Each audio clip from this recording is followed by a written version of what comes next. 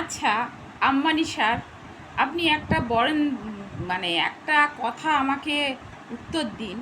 আপনি যখন জিও নাম্বারটা বা জিও সিমটা যখন আপনি বার করলেন মার্কেটে, তখন ফি দিয়ে দিলেন কত? আমার ঠিক ভালোভাবে মনে নেই, তবে মনে হচ্ছে যেন 1 বছর নয় 12 মাস ফি ছিল ওটা।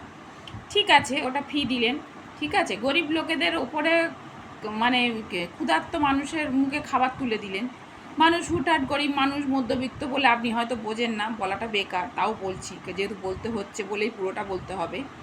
হ্যাঁ, যেহেতু আপনি ছড়িয়ে দিলেন, তা গরিব মানুষ মধ্যবিত্ত সবাই নিয়ে নিল কমে, খুব ভালো জিনিস।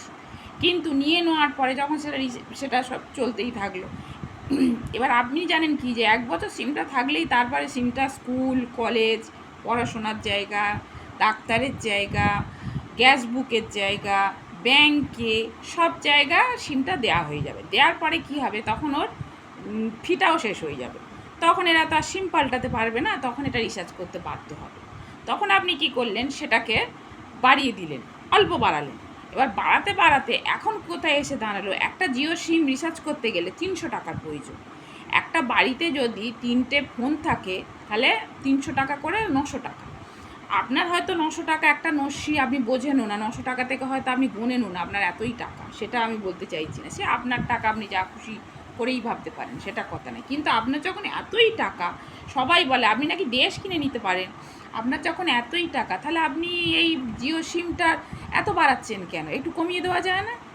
আপনি আপনার টাকা আপনি খরচা করছেন, অনেক অপচয় করেন আপনি। আপনি আপনার ছেলের বিয়েতে কার্ডগুলো করেছেন নাকি শুনেছি, আমি তো আর যাইনি, আমাদের তো ইনভাইট হয়নি, কারণ আপনার কোনো কাজে গরিব মানুষদের ইনভাইট হয় না, সব বড় বড় লোকেদের ইনভাইট হয়। সে যাই হোক, সেটা নিয়ে আমার অত মাথা ব্যথা নেই।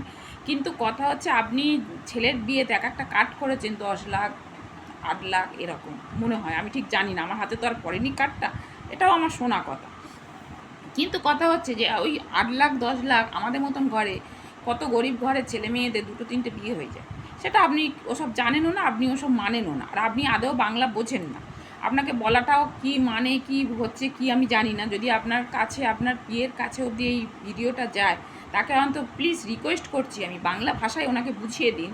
ওনার যদি এতটাই ক্ষমতা, ওনার নাম মুকেশ আম্বানি, তাহলে এত বড় একটা নাম রেখেছে ওনার বাবা মা, উনি সেরকমই বড় লোক, বড় মনের মানুষ কিনা আমি সেটা জানি না, কারণ উনি যদি বড় মনের মানুষ হতো, তাহলে সিমটাকে, জিও সিমটাকে এত দাম বাড়াতো না, অন্তত কমিয়েই রাখতো। যে ঠিক আছে, ওনার তো, উনি পারে, উনি চাইলে পারে, উনি চাইলে অনেক কিছুই পারে, কিন্তু উনি করবে না, উনি করবে না, উনি ওনার নিজেরটা ভালো বোঝে, লোকেরটা বোঝে না, উনি বোঝে না।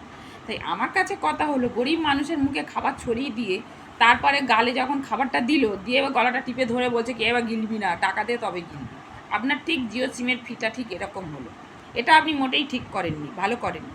আর বন্ধুরা, তোমরা যদি আমার সাথে একমত হও, তাহলে কিন্তু আমার এই ভিডিওটা এতটাই লাইক করো, যাতে ওনার কাছে যদি পৌঁছাতে পারে কি না আমি ঠিক জানি না, পারবে কি না, অন্তত ওনার প্রিয়ের কাছে যেন পৌঁছায় ভিডিওটা।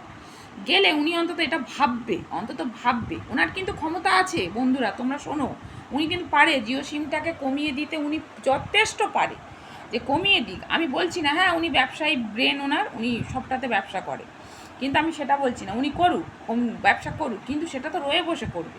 একটা প্রত্যেক মানুষের বাড়িতে 3টে-4টে করে ফোন, তাহলে সেখানে বা 4টে ফোন হলে 1200 টাকা খরচা। হ্যাঁ, তা এই ব্যাপারগুলো উনি তো বোঝেন না, ওনাকে বোঝানোও যাবে না, কারণ উনি বাংলা বোঝেন না। তাই আশেপাশে অবশ্যই ওনাকে বুঝিয়ে দেওয়ার মতো নিশ্চয়ই কোনো লোক আছে। তাই তাদের কাছে আমার একটাই রিকোয়েস্ট, আপনারা এই কথাগুলো ওনার অবধি পৌঁছে দিন, কারণ এভাবে ব্যবসা করার, গরিবদের নিয়ে ব্যবসা করার কোনো মানে হয় না।